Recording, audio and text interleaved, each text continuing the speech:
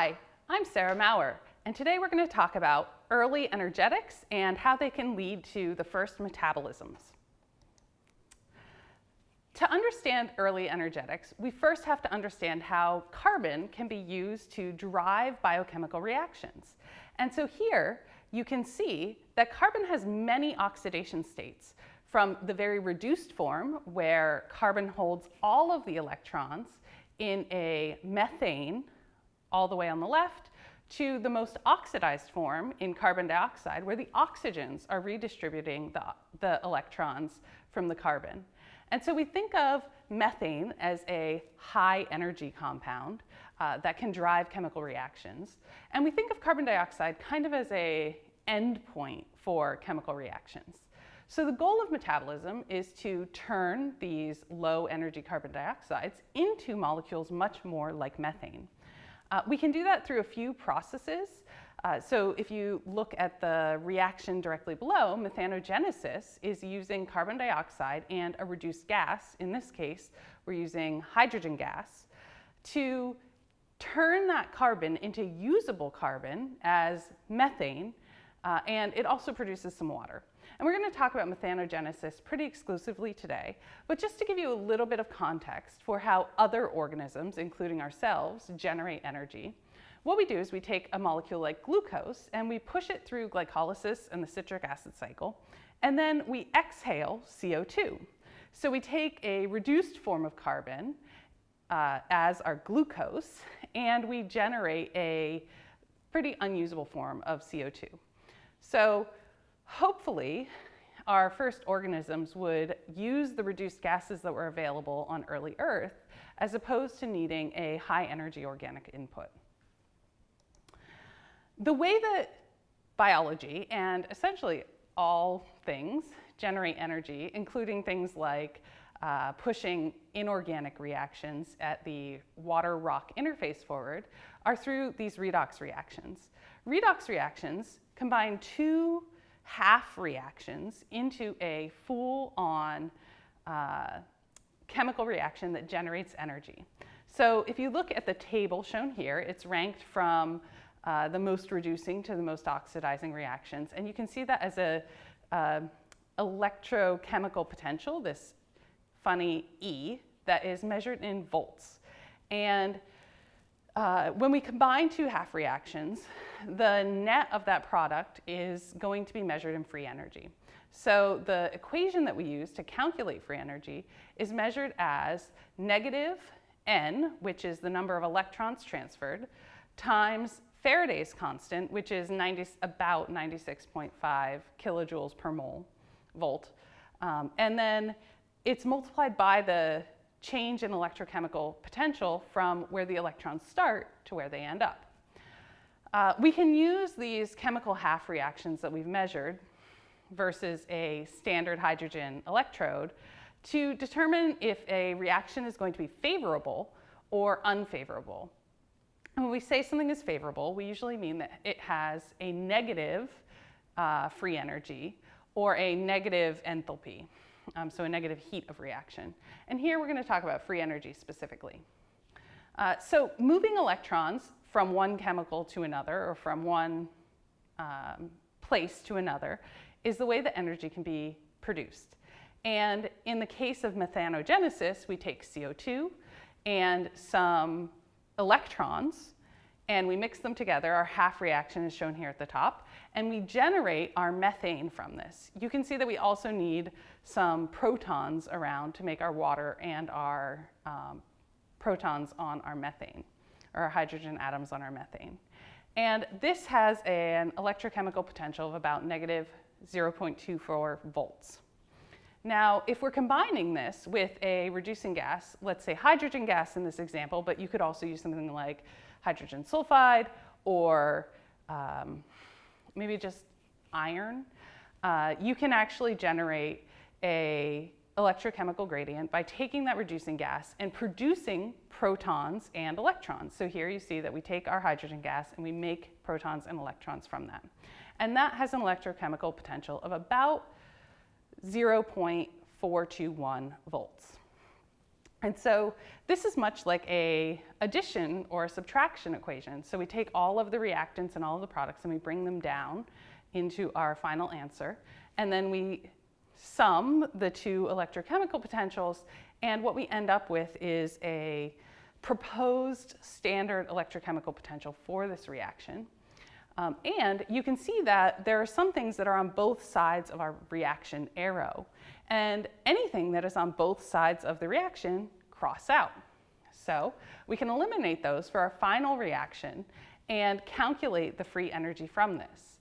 In this example reaction, for every 1 mole or 1 molecule of CO2, we're going to generate we're going to move 8 electrons, or 8 moles of electrons. And so the N value in this reaction is going to be 8. And so if you solve this problem, you'll see that our free energy produced is about 140 kilojoules per mole of CO2. That's a huge number. And so this really simple geochemical reaction could actually drive you can couple that loss of free energy to other reactions that early synthetic networks could use. All right, so when we talk about the classification of organisms, we can think about all organisms using different sources of both carbon and therefore also different reduction potentials for carbon, and sources of high energy electrons. So when we think about photosynthesis, we generate these high energy electrons through the photoexcitation of our chlorophyll or some kind of photosensitizing molecule. That's not actually proposed to be a main mechanism for high energy electrons on early Earth. There are a few problems with it, which may be discussed in other videos, but we think from some reductionist approaches that early life used some kind of chemotrophy, not phototrophy, meaning the high energy electrons are born out of chemicals. Sometimes those chemicals can be things like hydrogen gas, and sometimes those chemicals can be high energy carbon, right? It can be methane, or it can be other sugars that have a reduced carbon center that can donate electrons to your metabolism. It's proposed by many people that methanogenesis, or something very similar to methanogenesis, was used, where our carbon is actually CO2 in its most oxidized form. And part of the reason for that is that carbon dioxide was more prevalent on early Earth than it is today. And also that CO2 is it's pretty soluble in water, it diffuses through membranes, and so it would be abundant inside of our aqueous phase as well. The hydrogen gas that we see used for methanogenesis could be produced from geothermal reactions or as a part of the hydrothermal vent system where our origins of life is taking place. And so we think that a methanogenic thermophile was probably the first life form. So let's talk a little bit about how living systems do methanogenesis, and then we can talk about how we could get that same reaction to occur on early Earth. And so you'll see in this reaction scheme that at the very top we have CO2 in red, and we are going to be going down all the way to the bottom where we have our methane. And each one of these red words is a form of carbon that is getting more and more reduced. We also are going to have to put in electrons to get this to happen, right? And so depending on the system, electrons can come from a number of places, things like NADH or other metabolic processes in methanogens. The actual place that the carbon dioxide is turning into methane is in this methyltransferase center. And so we have a small organic molecule that's going to actually form a bond with the methane, or with the carbon dioxide. And so you can see in the circle, carbon dioxide is our starting point. In the first step, it forms a formal group on our methanofuran. And then it goes through some chemical changes. So here it's still a formal group. But in this step, it actually gets reduced a little bit more. You can see it's formed an additional bond.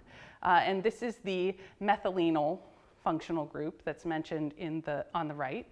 And then it turns into methylene, and then as it gets more and more reduced, it's going to be released as methane. So we have this process where carbon dioxide is not magically becoming methane inside the cell, that there's an enzyme that attaches the carbon dioxide to it, and it gradually becomes methane. Okay, that's a really cool process. So how can we get that process to occur in the absence of enzymes? One of the mechanisms that's been proposed and demonstrated experimentally is that you can actually force carbon dioxide to bind to iron minerals and other types of minerals, I think nickel minerals.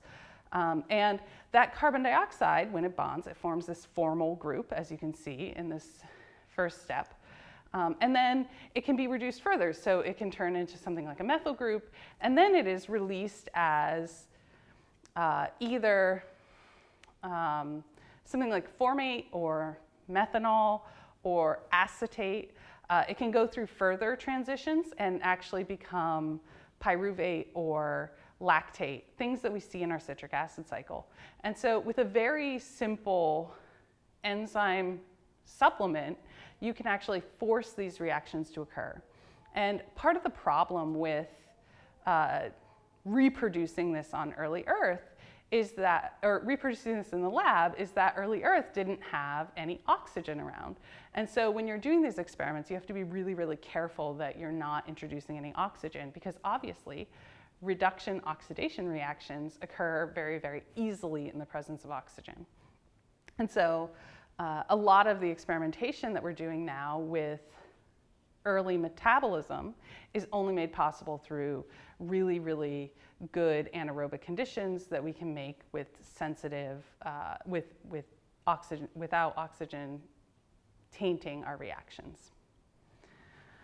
And so when we think about, on a whole, how evolution occurred, what happens is we imagine that in the first steps we have things like reduced iron or reducing gases, changing carbon from its carbon dioxide form into its reduced form, methane, or a similar product. And that would be like the first step in evolution, as you see in the A field here. And then in the second step, we see that more and more molecules enter the network. So we can have hydrogen producing our reduced metals that then produce our reduced carbon. And that reduced carbon can play back into some of the sulfur chemistry that is occurring on early Earth.